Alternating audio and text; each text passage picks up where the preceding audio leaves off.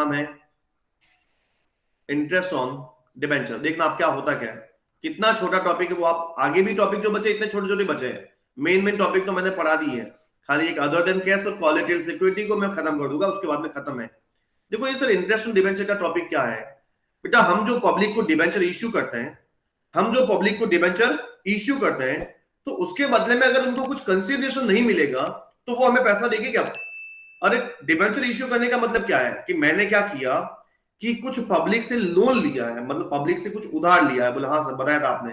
तो पब्लिक से जब हमने लोन लिया है तो लोन के अगेंस्ट हमें कुछ पे करना पड़ेगा। उनको क्या पे करना पड़ेगा सर? इंटरेस्ट पे करना पड़ेगा। अभी बता दो कैसे इंटरेस्ट पे होता है। बहुत सारे बच्चे ने क्लास भी लेफ्ट कर दी है, मेरे को ऐसा लगता है 2-3 बच्चे तो चले गए। उनको लगता है कि आज का क्लास यही खत्म हो गई है, उनको ये नहीं पता कि आज की क्लास तो अभी शुरू हुई है। चलिए देखते हैं सर, ये जो इंटरेस्ट ऑन डिबेंचर है उसका आप क्या ट्रीटमेंट करेंगे। देखो सबसे पहले आपको इंटरेस्ट ऑन डिबेंचर कहां मिलेगा वो पहले पता होना चाहिए। जिस क्वेश्चन में ऐसा लिखा आता है 9% डिबेंचर, 10% डिबेंचर, 12% डिबेंचर, ये सब क्या है बेटा? ये सब इनकी रेट ऑफ इंटरेस्ट है, ये पहले पता होना चाहिए। डिबेंचर के जस्ट आगे ही आपको डी मिलेगी, अलग से कहीं नहीं मिलेगी। बोला ठीक है सर। अगर मैं आपसे पूछूं कि सर इंटरेस्ट ऑन डिबेंचर की एंट्री क्या होती है, तो मैं आपको एंट्री करके बताता हूं बेटा। एंट्री मैं आपको करके बताता हूं। देखो इंटरेस्ट ऑन डिबेंचर, मान लीजिए ये कंपनी है और ये डिबेंचर होल्डर है। अब कंपनी ये है और कंपनी का ये डिबेंचर होल्डर है। कंपनी ने इससे क्या लिया? लोन लिया। कंपनी ने इससे क्या लिया? लोन लिया। तो कंपनी इसको क्या पे करेगी सर? कंपनी इसको इंटरेस्ट पे करेगी। बोले हाँ सर। तो अगर कंपनी इसको इंटरेस्ट पे करेगी बेटा, तो मैं आपसे लोन लेने की एंट्री नहीं पूछ रहा हूं, मैं आपसे पूछ रहा हूं कि इंटरेस्ट पे करने की एंट्री। मैं आपसे ज्यादा कुछ नहीं पूछूंगा, मैं आपसे ये पूछूंगा कि कंपनी जो इस डिबेंचर होल्डर को इंटरेस्ट पे करेगी, क्या वो कंपनी के लिए एक्सपेंडिचर है, क्या वो इनकम है? ये बताइए मेरे को आप खाली। कंपनी इस डिबेंचर होल्डर को बेटा, पंकज ने कुछ बताया है, पंकज ने बताया है डेबिट करेगी। नहीं, एंट्री तो डेबिट करेगी, लेकिन एक्सपेंडिचर है कि नहीं है बेटा? होल्डर है। कंपनी ने डिबेंचर होल्डर से क्या लिया सर? लोन लिया। मैं ये एंट्री नहीं पूछ रहा हूं, डिबेंचर इश्यू करने की एंट्री नहीं पूछ रहा हूं। मैंने बोला कि कभी ना कभी इनको कुछ कंसिडरेशन में इंटरेस्ट तो पे करना पड़ेगा। तो पे कौन करेगी सर? कंपनी करेगी। किसको पे करेगी सर? डिबेंचर होल्डर को पे करेगी। इंटरेस्ट जो पे कर रही है company, that is expenditure of the company. बोले हाँ सर, बिल्कुल समझ में आया, ये खर्चा है सर। खर्चे हमेशा क्या होते हैं बेटा? डेबिट होते हैं। तो मैं आपको एंट्री करके बताता हूं। इसकी एंट्री होती है interest on debenture account debit, interest on debenture account debit. और किसको देना है सर? ये किसको देना है? तो डिबेंचर होल्डर को देना है बेटा, टू डिबेंचर होल्डर। बोले समझे नहीं सर? मैं आपको बहुत बेसिक लैंग्वेज में समझाऊंगा, आपको 100% समझ में आ जाएगा। मान लीजिए कि मैंने परचेज किया, और वो भी उधार में परचेज किया, रौनक से परचेज किया। मान लीजिए अपने क्या क्लास के अंदर मैंने कुछ गुड्स परचेज किया, और जो गुड्स परचेज किया वो किससे परचेज किया? तो रौनक से परचेज किया। बोला अच्छा, और रौनक से परचेज किया, वो उधार में किया है। तो सबसे पहले आपको पता होगा कि जब मैं परचेज करूंगा तो मैं परचेज को डेबिट करूंगा। बोले क्यों सर? क्योंकि परचेज मेरा एक्सपेंडिचर है बेटा। अरे परचेज मेरा क्या है? एक्सपेंडिचर है। और एक्सपेंडिचर सारे क्या होता है? डेबिट होता है। तो यहाँ पर इंटरेस्ट भी आपका क्या था? एक्सपेंडिचर था, आपने उसको भी डेबिट किया। मैं नीचे लिखता हूं यहां पर टू रौनक। बोले क्यों सर? अरे मेरे को पेमेंट किसको करना पड़ेगा बेटा? अरे मैंने जिससे उधार माल खरीदा है उसी को तो पेमेंट करना पड़ेगा। बोले हाँ सर। तो मेरे को किसको पे करना है? रौनक को पे करना है, इसलिए मैंने रौनक को क्रेडिट किया। मैं यहां पर क्या समझा रहा हूं वो सुना। मैं यहां पर ये समझा रहा हूं कि मेरे को जो ये इंटरेस्ट पे करना है बेटा, वो किसको करना है? तो सर डिबेंचर होल्डर को करना है। तो सर ये डिबेंचर होल्डर के लिए क्या लिखेंगे? तो आप उनके नाम तो पता नहीं है कि आपने रौनक से ले रखा है कि आपने किससे ले रखा है, तो आपने लिख लिया टू डिबेंचर होल्डर। ये कौन सी सिचुएशन है बेटा? ये अगर हमारा टीडीएस कंपनी डिडक्ट नहीं करती तो TDS is not deducted. Sir ये क्या होता है टीडीएस? अभी बता देता हूं, आप चिंता मत करिए। If TDS is not deducted, अगर कंपनी टीडीएस डिडक्ट नहीं करती तो बेटा सीधी सी एंट्री हो जाती है interest on debenture account debit to debenture holder. ठीक है सर। और सेकंड एंट्री क्या होगी? ये फर्स्ट एंट्री है। सेकंड एंट्री क्या होगी बेटा? डिबेंचर होल्डर को पेमेंट करने की। ये एंट्री होती है डिबेंचर होल्डर को पेमेंट करने की। Debenture holder account debit, debenture holder account debit और टू बैंक। बस खत्म हो गया। ये टॉपिक जो था हमारा, जो आपके एग्जाम में अगर आ सकता है तो कभी कभार 2 या 3 नंबर का क्वेश्चन आ सकता है। दो ही एंट्री है बेटा, और बताइए आप खत्म भी हो गया टॉपिक, इतना सा टॉपिक था। और आपके मैंने बोला ना कि if TDS is not deducted, आपके इस बार सिलेबस में यही है।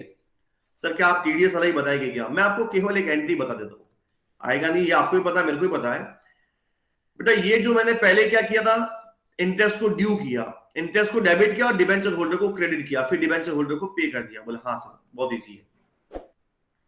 सर फिगर कैसे निकालेंगे? मैं आपको बताता हूं बेटा, हमेशा जो फिगर निकलता है वो कैसे निकलता है कि जो डिबेंचर की फेस वैल्यू होती है, डिबेंचर की क्या होती है? Face value.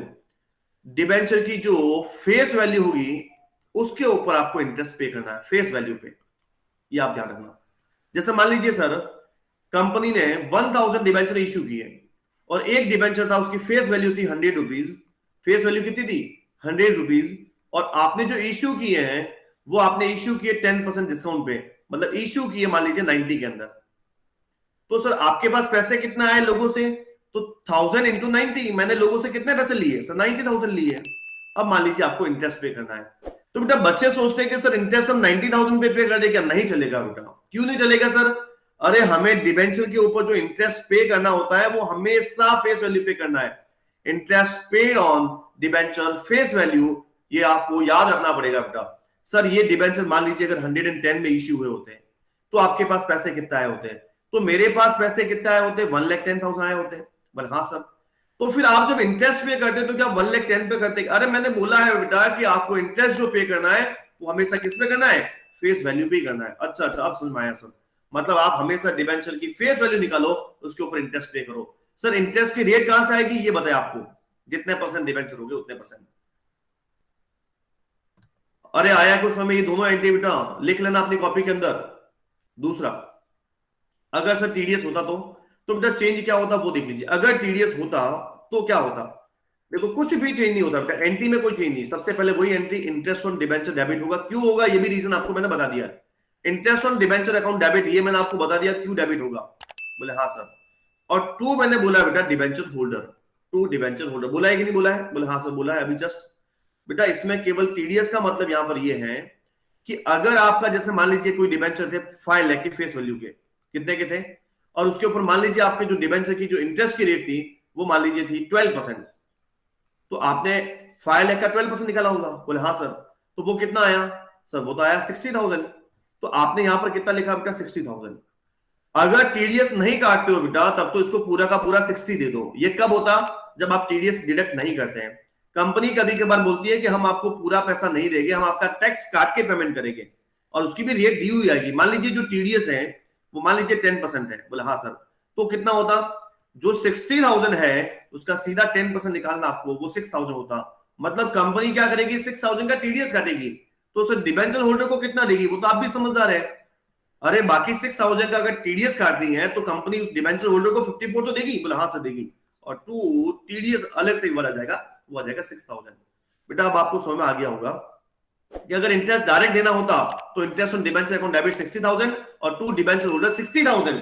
अगर टीडीएस नहीं काटना है और टीडीएस काटना है तो जितना इंटरेस्ट है उसका आप टीडीएस निकाल दीजिए और वो टीडीएस काट के आप बाकी क्या कर दीजिए? डिबेंचर होल्डर को पे कर दीजिए। Sir second entry, debenture holder debit करिए। आप डिबेंचर होल्डर को क्या करिए? डेबिट करिए। टीडीएस को भी क्या करिए बेटा? डेबिट करिए। टीडीएस गवर्नमेंट को पे होता है और डिबेंचर होल्डर को 54 देना है। और टू बैंक करेंगे बेटा ये 54,000, 6,000 एंड 60,000। कंपनी के लिए खर्चा बेटा 60 का 60 ही है। ये मत सोचना कि 10% टीडीएस काटेगी तो कंपनी को पैसा कम देना पड़ेगा, ऐसा नहीं है। पहले कंपनी क्या करती थी? 60,000 पूरा का पूरा डिबेंचर होल्डर को देती थी। अब कंपनी क्या कर रही है?